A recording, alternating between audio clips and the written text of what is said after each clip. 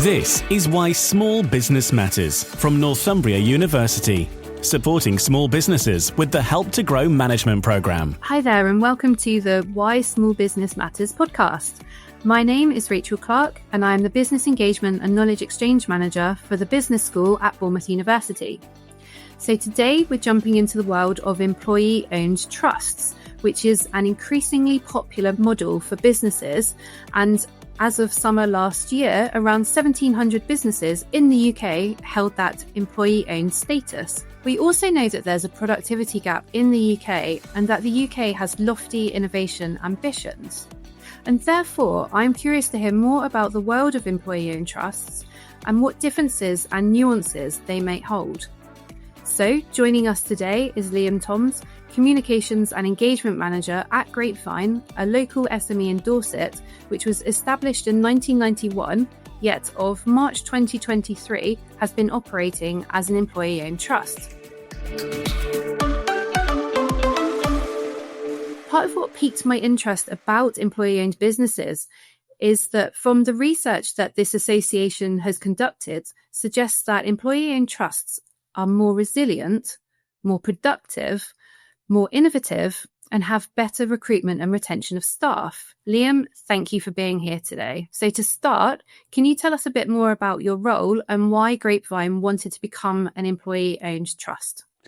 To tell you a bit more about my role, I'll go back a couple of steps. So I got to know Grapevine as a client many years ago, and then transitioned into in-house role as marketing manager in quite a traditional sense. And since we've become employee-owned, that role has evolved a little bit, as it kind of was anyway. I mean, we're a small business. There's 22 of us currently, and as you can probably expect in a small company, you end up wearing lots of hats.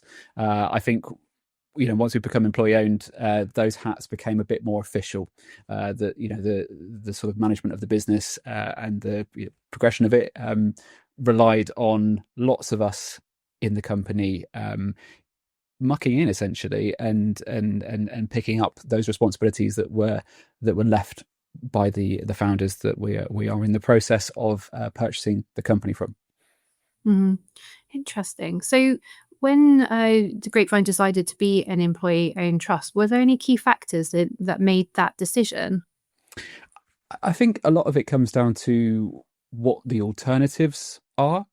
You know, traditionally, if you were looking to exit a business, you would probably look to either conclude the company in some way or sell it.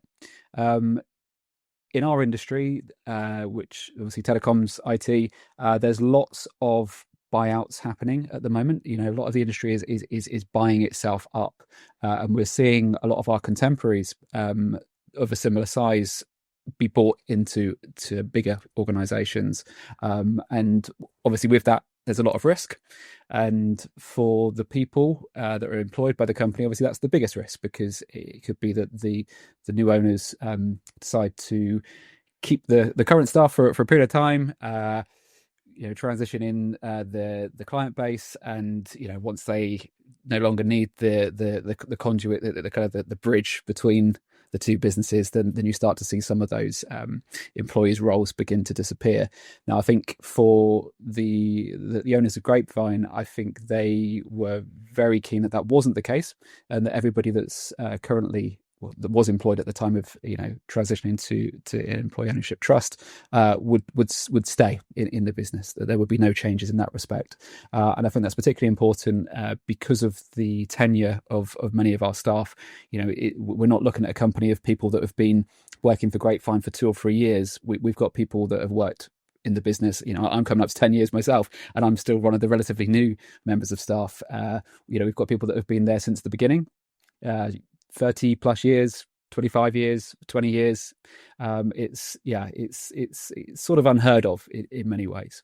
Perhaps more so in SMEs than bigger organizations, but I think even compared to other SMEs that we know, we're quite proud of our retention. So I think that was a key decision in looking at EOT as an alternative to simply selling the company, and then who knows what that would be. And I think for the owners, as well as it being a very kind thing for them to do, it ensures that their legacy remains. For a lot of people that are very attached to the business they've built up. I think they want to look back and be able to point to it, and to say, look, that's something that I built and it's still running today and it's still offering good opportunities. And lots of the ethos of the business is still the same.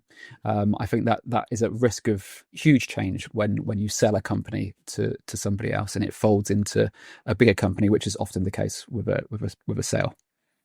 Yeah, absolutely. That's interesting that you mentioned about the risk to employees if it was being sold through a different route. So, bearing that in mind, what was the employees' initial reactions to all the communications that I assume that came out, and hearing about the ambition of the company transforming over to EOT? I think it was a lot of surprise, to be honest. I don't think a lot of people saw it coming.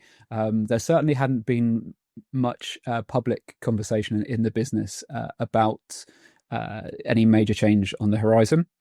It did happen quite quickly. I always joke about the fact that I was talking to one of the company founders in the December of the year before the March that we became employee owned, and was just, it was quite a rare conversation with him, really. He'd been retired for quite a while, and I just was picking his brains a little bit on what he saw the future of the business being from his perspective, particularly as someone that's been outside of the fray, so to speak, for a period of time, and I just kind of floated this idea of employee ownership. Was he aware of it? Had he heard about it? Because we have a client that became employee owned 2 or 3 years ago, Salad Creative, and I was kind of pointed to them as that here's an example of a potential route. I didn't think in a million years that it would happen. It was just a passing conversation, but I was always quite envious of what Salad had done. It seemed like a very progressive and quite cool thing to do. So yeah, I just mentioned it in passing, and then I think it must have been the beginning of the March.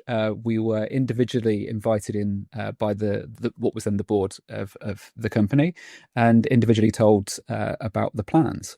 And to be fair to the chap, he did acknowledge that we'd had that conversation. So whilst I can't cut him credit for the idea, because I think some of the other people that were involved at that time, the other founder and the other 2 shareholders at the time, had independently been looking at it, and I didn't know this, so it was all kind of happening behind the scenes. So as I say, it sort of amounted to surprise, and I think for a few of us, we were aware of it because of our client, Salad, and I guess for the majority of the team, it was quite a steep learning curve as to what employee ownership meant.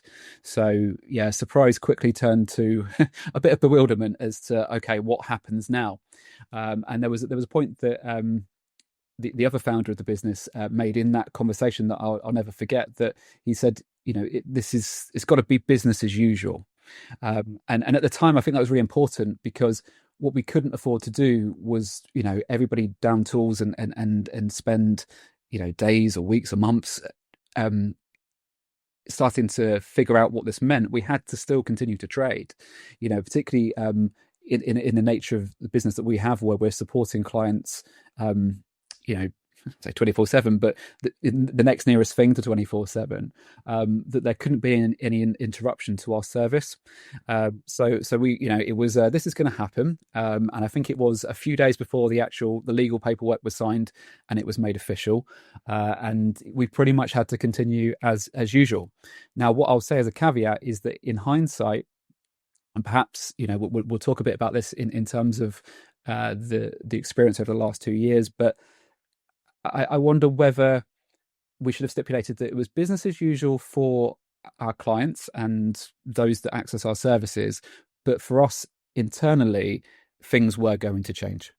And I think maybe we underestimated what that would look like, and over the last couple of years have been slowly playing catch up to get to that point of what that now means. But you just touched upon this actually, which was interesting, with the process of transitioning over, and then perhaps do you have any advice on what you would give to SMEs who are thinking about making that change? Because you've mentioned about you weren't sure about the work that it was, like the workload involved in that.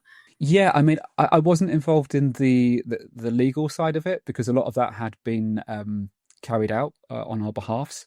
What I would say to companies that are now looking at it, and we're 2 years further down the line here, is that a whole industry has built up around supporting employee-owned businesses and transitions to becoming employee-owned or an EOT.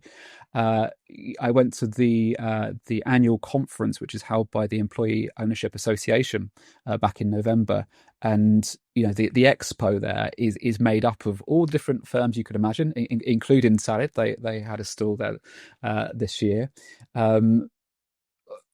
Representing Dorset, absolutely. It was the first place I went to kind of give myself that grounding in an unfamiliar town. But looking around, you've got HR firms there, you've got creative agencies like Salad, you've got solicitors, you've got lawyers. This whole mix of all the support services that you could possibly need to make that journey happen or make it easier. There's lots of companies that. And some, in the case of Salad, they can speak from first-hand experience on that. So in many ways, if you're looking to, make the jump to EO, and you're considering, wow, there's got to be a change in our communications that we put out, then this sounds like an ad for Salad here, and I'm quite happy to endorse them. They would be someone who would be really well placed to support a business on that because they understand it, and I think that's true of some of the other businesses that were at this expo at the conference, but even the ones that weren't there, I mean, there's a very small sample of across the whole of the UK how many solicitors and everyone else in that supply chain that have educated themselves on this business model and have developed services specifically designed to support businesses looking to move to employee ownership. All that support available, but was there any unexpected hurdles or any kind of pitfalls during that kind of transition that you as a business weren't expecting? Not to my knowledge, in terms of the legalities of it all. I think that all went pretty smoothly. I think the hurdles have come since then, as I allude to with the point about business as usual, and on reflection, whether that wasn't quite the approach that we should have taken internally. Here we go. I'm gonna reference someone from Salad again, but genuinely, I mean, they were so supportive, and Bella, who was the founder of Salad and is still involved in the business, very quickly reached out to us, and I had a conversation with her where she one nugget of all the helpful things that she told us was that you have to remember that this is employee ownership, not leadership. And that's a very easy pitfall to fall into in the early days of EO, that you still need somebody to lead a business.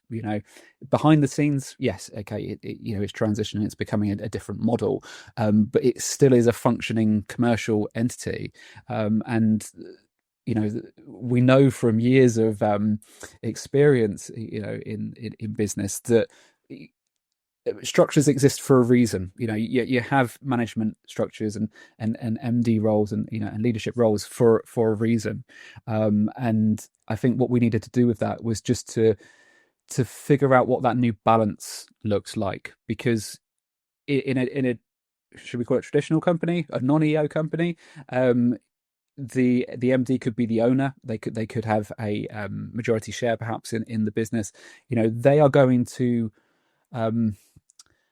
apply a level of themselves to the company that is recognized in what they receive in return.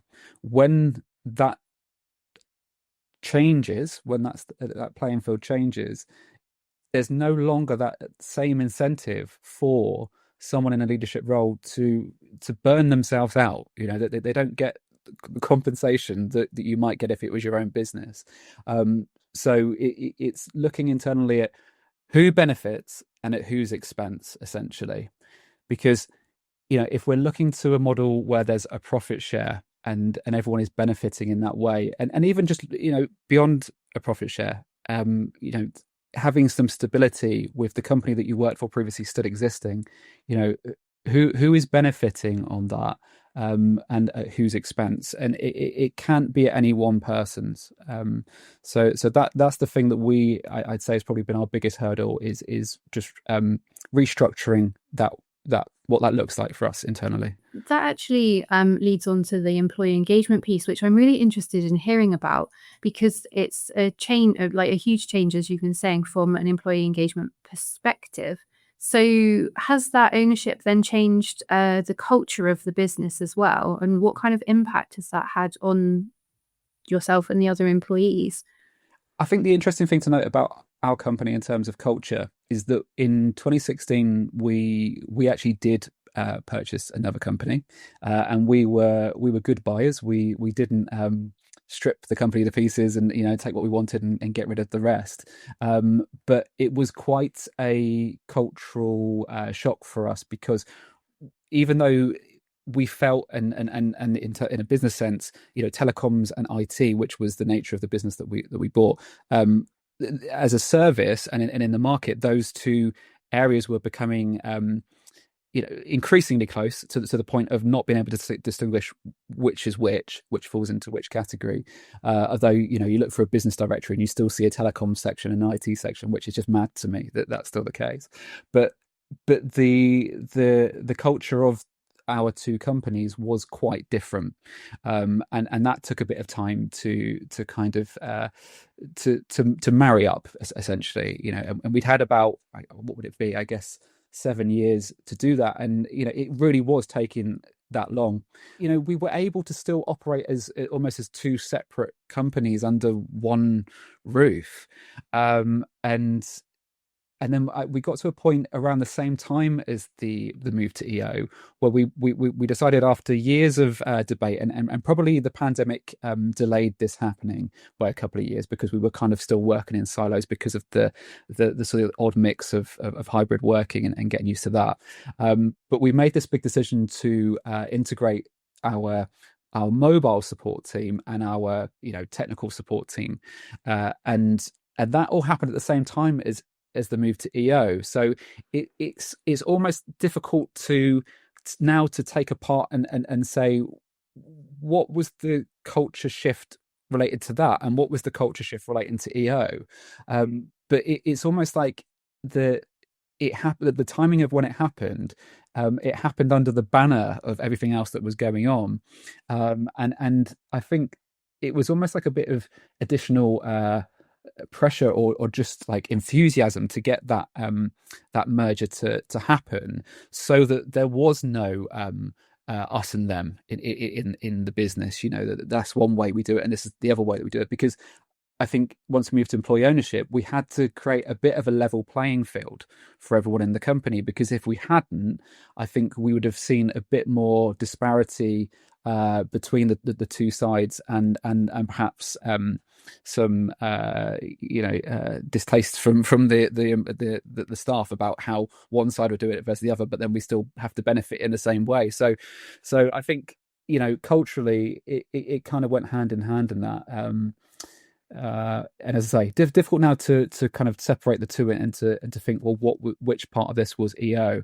I think now, being 2 years in and looking back, I think now I'm looking at it, because we're 2 years from that that shift for our support teams, that I can now see them as one entity, and now look at it in a sort of fairer way as to what is that shift look like over 2 years in the EO sense. And I think, again, it's something that's taking a long time. I mean, I hope it doesn't take as long as 7 years to kind of get to a point where we feel like everybody is on the same page with employee ownership. We have given all of the tools and the pieces to everybody equally to be able to come to the same conclusions about employee ownership. But inevitably, different people in the business are reaching those levels at different stages and at a different pace. And what we've got to be really careful with is that we don't leave anyone behind, or treat anyone unfairly, because they're just having a tougher time coming to terms with what it entails, and frankly, in terms of what it entails, I have days where it's just like a light bulb will go off, and I'll think, I didn't consider this, that this is something that is different now that we're employee owned to how it was before that transition. There's so many considerations, and you'll just never iron all those out on day one. You're listening to Why Small Business Matters. Find out how Northumbria University can help your business thrive through the Help to Grow management program, delivered by leading small business and enterprise experts from Northumbria University, with the support of leading figures from industry and experienced entrepreneurs. The program supports senior managers of small and medium-sized businesses to boost their business's performance, resilience, and long-term growth. The 12-week program is 90% funded by the government, and the fee payable by participants is £750, and has been designed to allow participants to complete it alongside full-time work. The in-depth, high-quality curriculum supports you to build your capabilities in leadership, innovation, digital adoption, employee engagement, marketing, responsible business, and financial management. By the end of the program, you'll develop a business growth plan to help you lead your business to realize its potential. To find out more about the program, the modules, eligibility, and fees and delivery dates, go to northumbria.ac.uk/help-to-grow. You're listening to Why Small Business Matters. My name is Rachel Clarke, and we're talking to Liam Toms about employee-owned trusts. So I was thinking about the resilience of the business, or like the competitive piece since turning employer or moving through that transition to employee-owned trust. So has the performance or like the competitiveness of the business changed at all? Has there been an impact? I know you're 2 years in, but has that been noted at all? I think it's something that we have to remember, that it's this great thing. I really believe in EO, and it's in some ways a bit of a novel thing, but for the outside world, they still need to know that we, above all else, are reliable as a service provider. And I think where the EO bit comes in for us is that, much like with our tenure of staff previously, if we're ensuring that you are dealing with the same people that you did when you contacted us last time, that helps with that reliability. So I think for EO, there's that incentive now for our staff to stay even longer than they did previously, if that's possible. But particularly for our younger staff, that that they've come into the business and the working world, some of them that are particularly young, at a time where the job market is very different to what it was 30 years ago when some of my colleagues first joined the business. There's this shift, isn't there, of working up the ladder in a business to this kind of going from rung to a rung on a different ladder and working your way up that way. So if EO can be what breaks that trend for us and encourages our younger staff to stay with us for longer, then I think that front end of the business continues to have that same level of tenure that the legacy side does, and I think that then becomes a competitive point for us.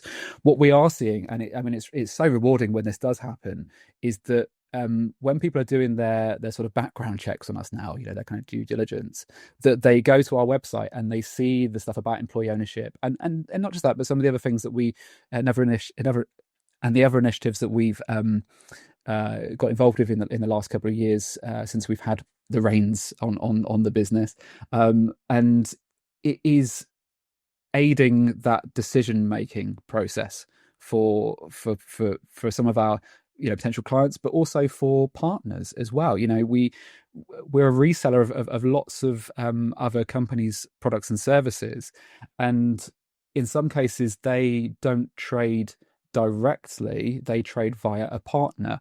Now, they would therefore then be looking for us or a equivalent of us to recommend to businesses to access their services.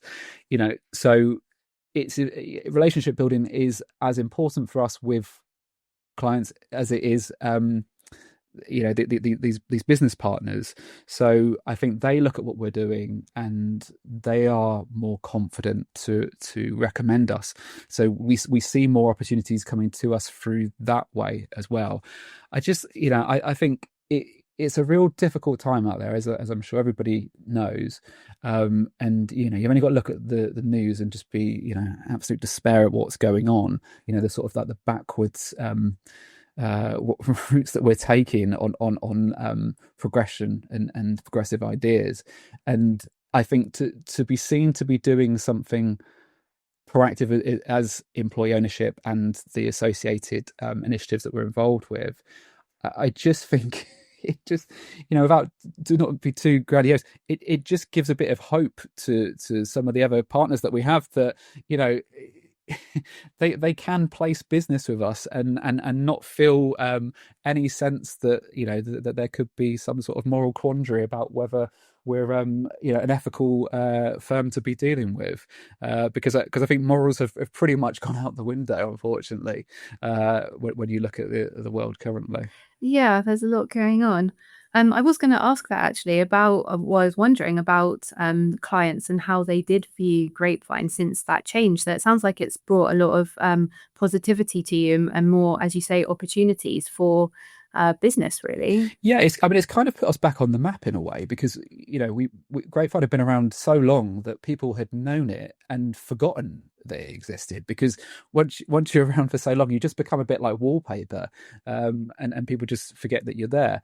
And we didn't really have a lot to go out to the market to or even the local community to really shout about, not since we acquired the IT business, and that was a big change for us. But that is getting on for 10 years ago now.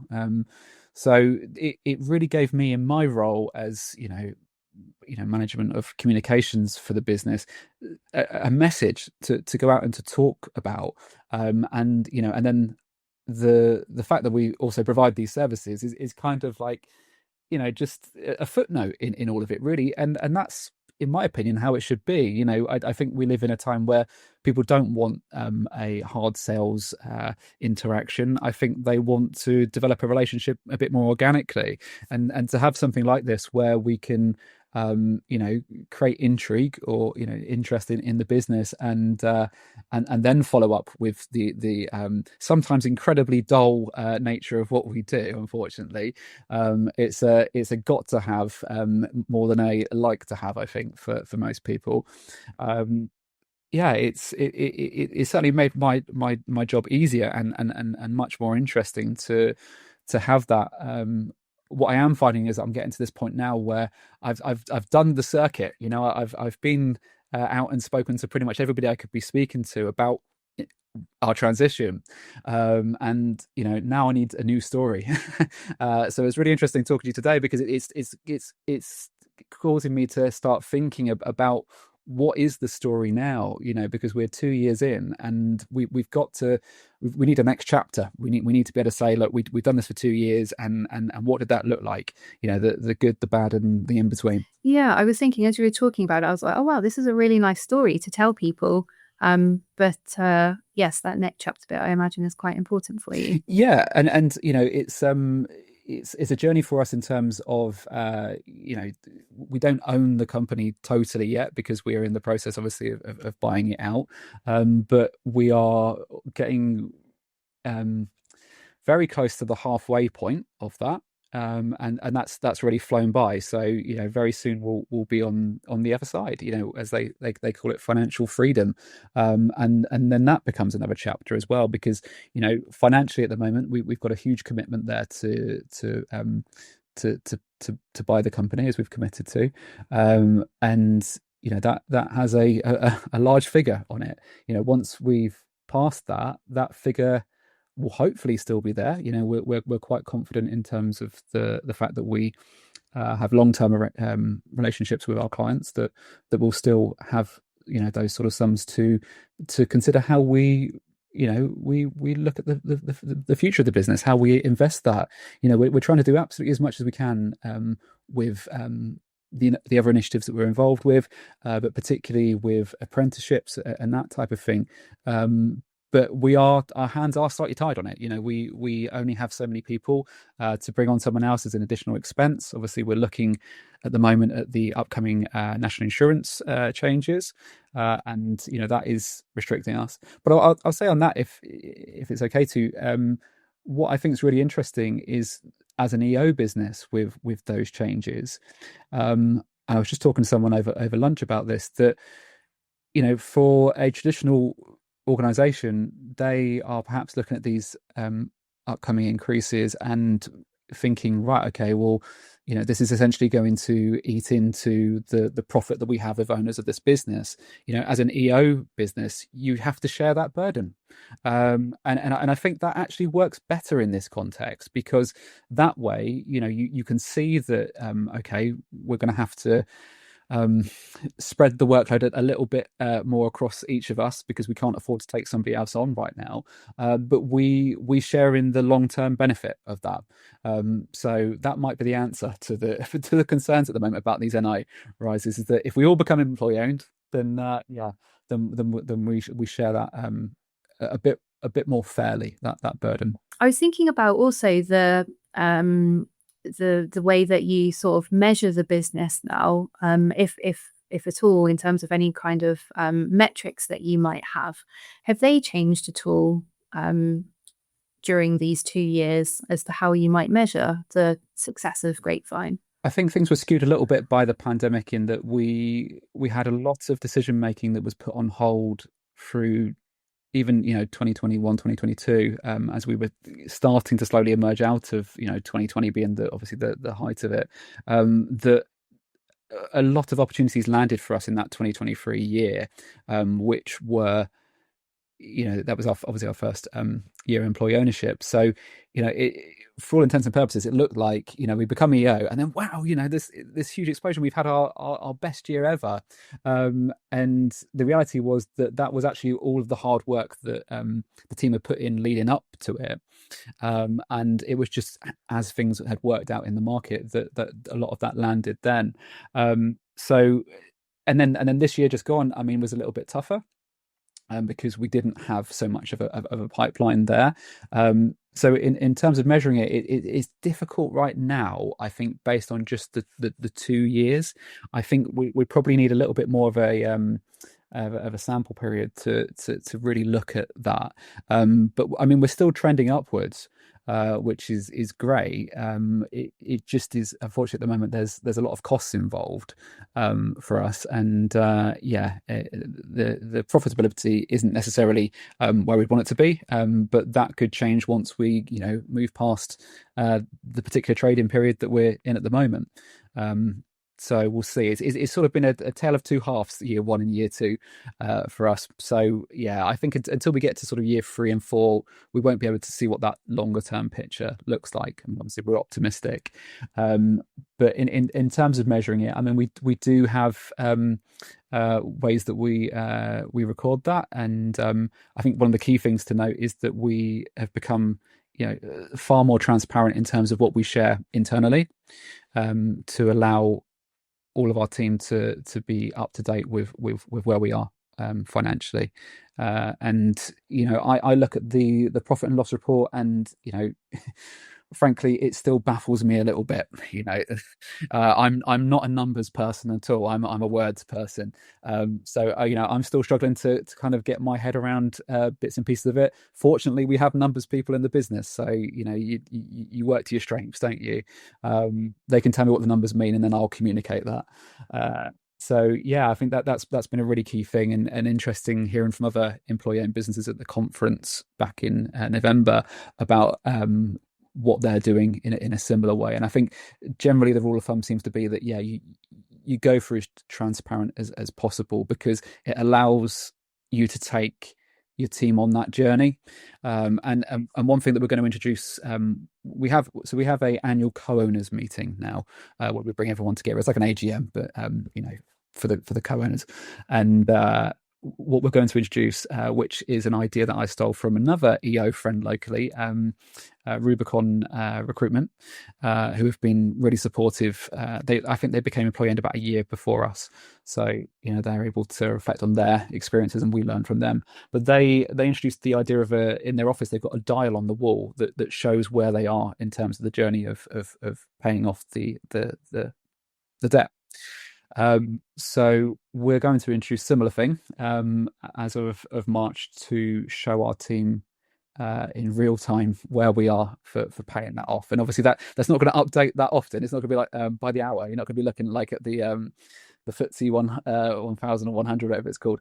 But it will be there for people to see, and hopefully when they're having a tough day with it, or when they're thinking, God, the benefits of all this seem so far off, that it's there to show them. And as I say, we're getting very close to the halfway point. That feels like a good time to introduce something like this. I feel like if we'd done it from day one, then it might have been it looked a bit more like an uphill climb, whereas we're sort of halfway up Snowdon now. We can kind of see where we've come from and where we're going to, hopefully, all in one infographic. Yeah, it does seem like a really good time, as for the reasons that you mentioned. So the way that it kind of works in Grapevine is, it sounds like it's coming together, like all staff as a nice community, really, with lots of benefits involved in that. But do you think there's like one or two biggest kind of benefits for that employee-owned model for small businesses? I think, as I've alluded to, I mean, I go on a bit of a tangent, I know, in terms of looking at it from a societal perspective, but I just think it bucks the trend of where we seem to be heading in terms of employment opportunities and in business in general. That we get a little bit back to the potential of being able to build a job for life, which I think. So people often reference the fact that if you look at the Office, the sitcom, the Ricky Gervais show, there we go. It's a classic. But you look at it now, and actually, it looks quite nice, because everyone seems, and obviously the story of the show is that they go through a merger of the two branches, and and it's almost like the beginning of that decline of the idea of having a safe job, isn't it? But at the beginning, you've got people there that are comfortable in their jobs, and have a place to go to work where they're not having someone breathe down their shoulders, down their necks. I mean, obviously they've got David Brent, which may not be the best trade-off, but do you know what I mean? It just, you look at it now and you think, God, it doesn't perhaps look like the horror story that it did to people 25 years ago, when it was positioned as this, look at this mundane existence. Actually, what we see now with, I was speaking to a contact again at an event I was at earlier today, who had his own business. It fell apart. He's just launching a new one, but in between, he went to work at the Amazon warehouse in our town. I didn't know this, but being there had inspired him to create this new business, which is very anti-Amazon and very about shopping local. But that's the, for many, that's the what the world of work looks like now. It's a very bleak and depressing possibility, and I just think we need to get back a little bit, without necessarily going to the grey of Wernham Hog, but just to kind of give an alternative to people, so that they don't have to feel like that their only way that they can get ahead in their career is just by bouncing from one organization to the next. And I mean, some people do it with total good intent, that they just want to gain experience and don't want to stay in one place for any amount of time. But there's other people that do just want their job to offer them some stability, so they can get on and live their life outside of work, to enjoy everything else, which we talk a lot about work-life balance, don't we? That I just think that is just absolutely skewed in terms of people being able to just relax when they get home from work and not have to worry that the next day that their branch might be merged with Swindon, which is obviously the case in the Office. Yeah.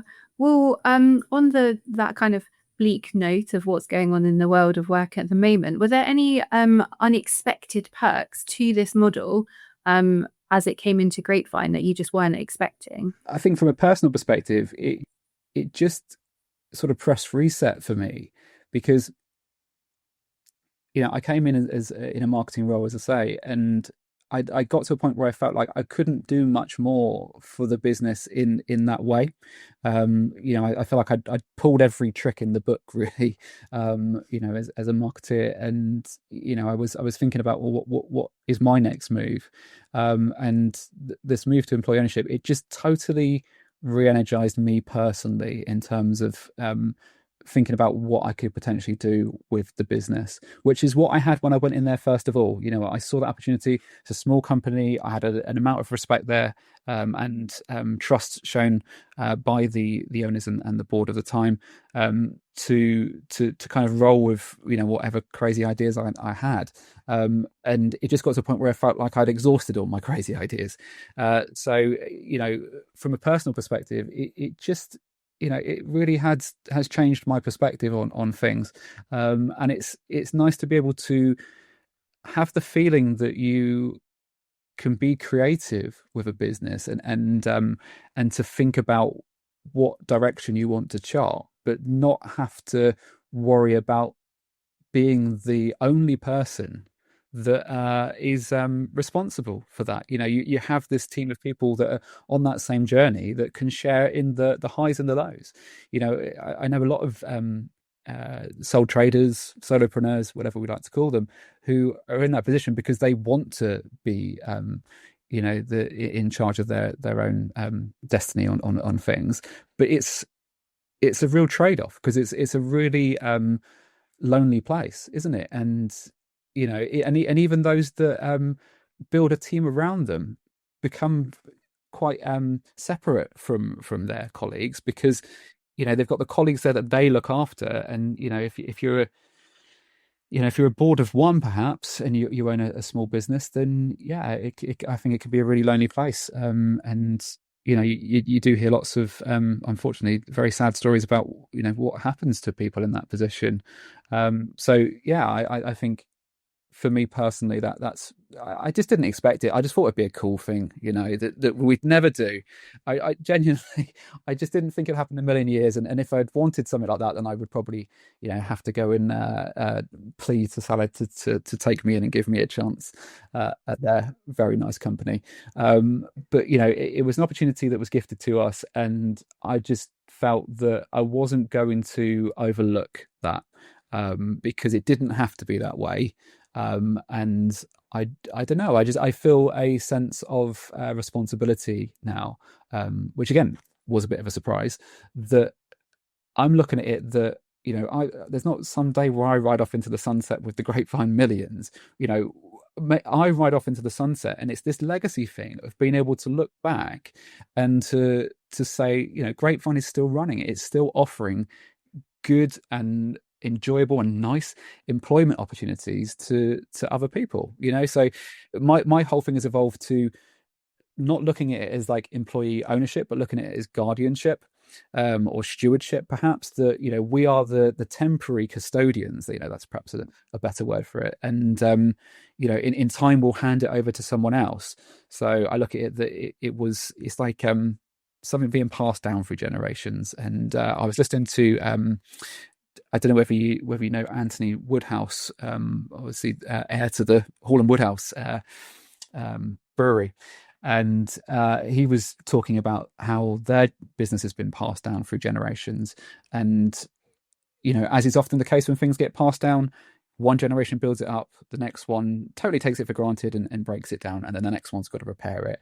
And I was really inspired by how they have put in real parameters and guardrails as to what they do and don't do with their business to ensure it exists for another day, another generation. And they're at a point where it's existed for 250 years. If Grapevine got to 250 years, that'd be incredible. Obviously I won't be here to see that day, because that's like 215 years from now. Well, who knows, we'll see what happens. But but even if I'm, at the end of my days, and there's still people that are being employed on apprenticeships and and similar opportunities to what brought me in there, that'd be an incredible thing. And as I say, it really flies in the face of what we're looking at in the economy at the moment.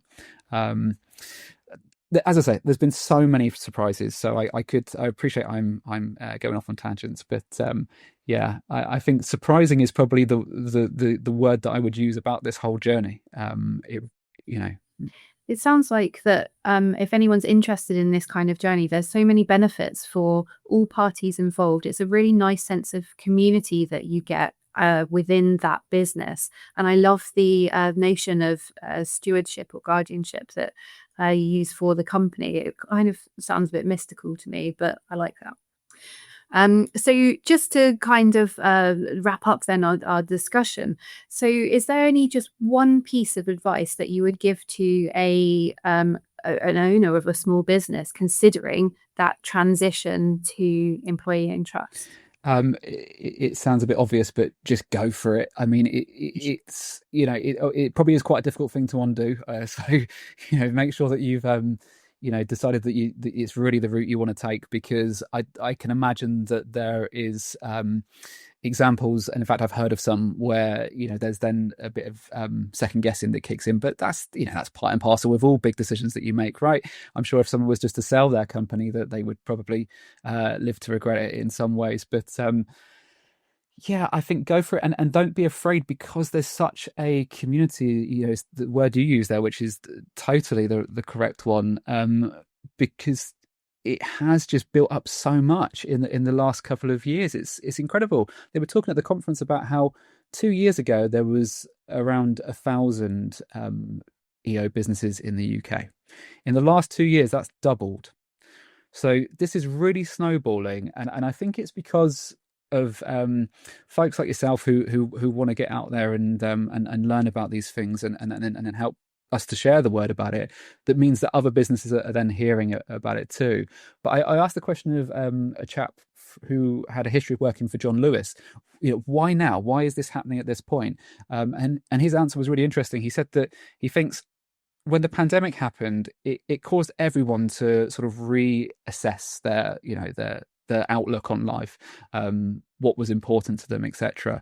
And you probably had a generation of business owners that were getting to a point where they suddenly were hit with some downtime to stop and think about what they wanted in their lives next. And maybe they had a taste of the good life. Obviously, it was awful when we were all restricted in the ways that we were. But let's not overlook the fact that it was a really nice summer, and when all we could do was sit in our gardens and relax. Those of us that were obviously fortunate to not have to be on the front line of battling the pandemic, that they probably thought, well, I think I may be done. I don't think I want to go back to the way things were. And then looking at EO as something that just felt better for them than just flipping the company, in the way that lots of people, I'm sure most people still do. So we, obviously the pandemic was bloody awful, but there were some things that came out of it, and I think this chap that his name's Ian Hiscock, very interesting chap indeed, worth a follow if you're interested in EO, and he works with various EO businesses as a trustee. It's a really interesting point, and I think you could be right on the money with that. Yeah, it does sound interesting, and thank you very much for sharing it. Thank you. No, thank you. As I say, you're doing great work by helping other businesses hear about this, and hopefully this is a format that makes it accessible to people. As I say, I can't claim to know the ins and outs of it from a legal perspective, but there are lots of folks out there that do, that would be a much better place than me to support on that. Liam, it's been great chatting to you. Thanks for joining us. To wrap up our discussion on employee-owned trusts, Liam from Grapevine has shared some insider knowledge of why the business decided to transform to an EOT, and also the benefits that this model has to offer small businesses. Thank you so much, Liam, for sharing your EOT experiences and insights today. And to finish off, I'd like to share that at Bournemouth University, we are developing our hive of business engagement activity, including a new community of practice called Building Better Business, which has a focus on sustainable business, including B Corps and employee-owned trusts. If you'd like to find out more about our expertise and events, do get in touch with me on LinkedIn. Thank you for joining us.